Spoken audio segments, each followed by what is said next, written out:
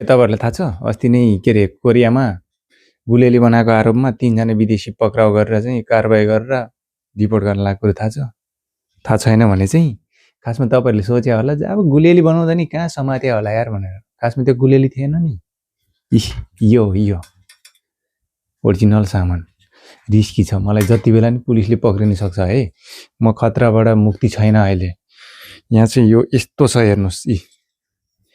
पुरा यस्तो छ। हालाकि यसमा चाहिँ बारुद छैन अनि यसमा चाहिँ गोली छैन, के पनि युज हुँदैन। यो नर्मल हो हैन, यो गुलेली नै हो हुनलाई चाहिँ। तर यो सामानहरु पनि यही पाउँछ मगाउनलाई पनि। यो बटनहरु, यो लोथीहरु सबै पाउँछ हैन। तर पनि किन चाहिँ यस्तो टाइट छ हैन। योले चाहिँ के काम गर्छ, कस्तो हुन्छ भन्ने चीज देखाउँछु ल। खासमा चाहिँ यो चाहिँ उहाँ विदेशीहरुले नै बनाएको रहेछ हैन। अनि मैले चाहिँ नि यो चाहिँ नि यस्तो बनायो भने त कराब झ्या बनाएर लग्छ हेरकेटा हो भनेर चाहिँ नि अनि मैले चाहिँ नि अनि यहाँ लिएर आएको के हैन। लिएर आएर म यो तोडफोड गरेर फाल्दिन लाग्यो हैन यसलाई। अनि यसो सोचे भिडियो बनाइदिम के गरे, मलाई पनि कराब झ्या बनाएर लग्यो भने लगोस्, नेपाल जान्छु। तर यो चाहिँ नि म ध्वस्त बनाएर फाल्छु है अहिले नै है। यस्तो चीज राख्नु हुँदैन के। अर्काको देशमा आएर चाहिने काम पो गर्नुपर्छ त हैन। यस्तो नचाहिने काम यस्तो आइडिया आउने हो भने त नि महावीर पुनको आविष्कार केन्द्रमा गए भइहाल्यो नि। त्यो विदेशीहरु चाहिँ यस्तो बनाएछ विचार हैन। यस्तो बनाएर चाहिँ नि संकटकालको बेला युद्ध लड्ने हिँड्या माओवादी छापामार जस्तो काँधामा हालेर गुन्डुङ गुन्डुङ हिँड्या रहेछ यसरी। अनि त्यस्तालाई नसमातेर कसले समाउँछ त यार। त्यही भएर हैन यो हेर्नुस् त यसको काम के छ। डिटु गन छ के गन तपाईको। आमामा यसलाई यो लोथीलाई चाहिँ यसमा गुच्चा हाल्दो रहेछ हैन।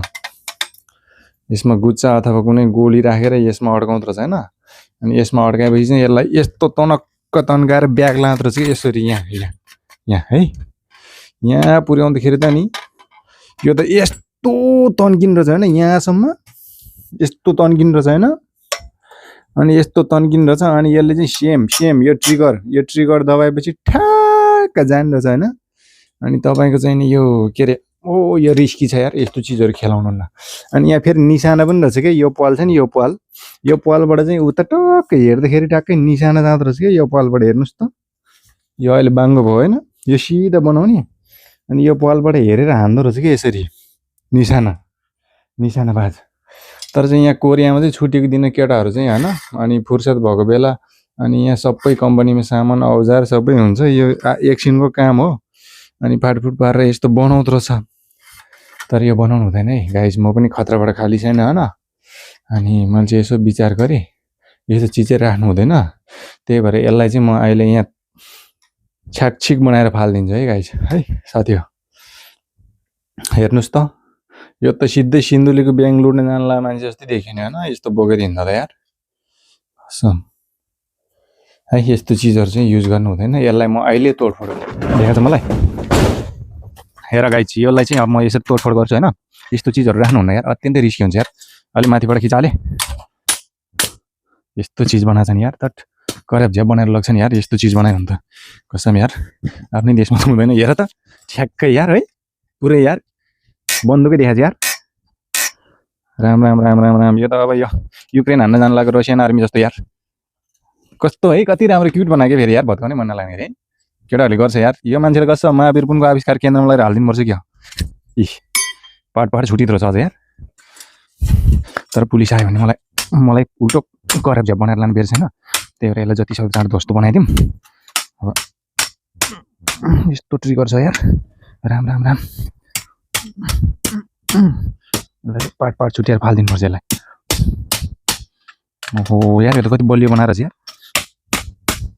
कसम दुस्नु बलियो बनाएर छ यार। हट मान्छे कडा रहेछ यार। सेट अन्त यस्तो गनसन बनाउने काम गर्नु हुँदैन यार। आतंककारी भनेर यो त अवैध हतियारको केसमा जेलमा ठोकिदिन्छ। यहाँ त बिजोक छ। अर्काको देशमा गाह्रो छ यार। आफ्नै देशमा त यो बोकेर हिँड्यो भने समाउँछ। यस्तो पुरै बन्दुकै देखिरहेछ समाइहाल्छ नि यार। समाउँदैन दाले समाउँछ है। नेपालमै समाउँछ नि यस्तो बोकेर हिँड्दा।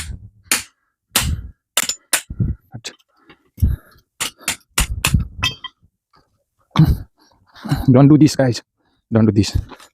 This is totally illegal. यार कस्तो बोल्ने पार्ट बनाएर छन् तर चाहिँ यो चाहिँ यस्तो चाहिँ गर्नुहुन्न यार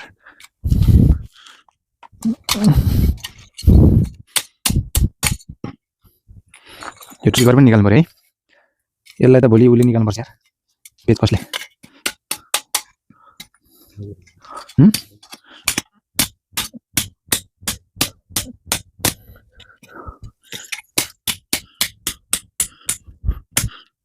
यता निस्क्यो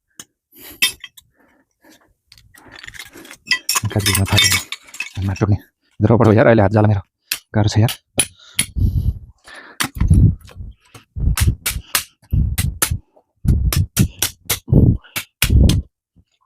भाइ फाल्ने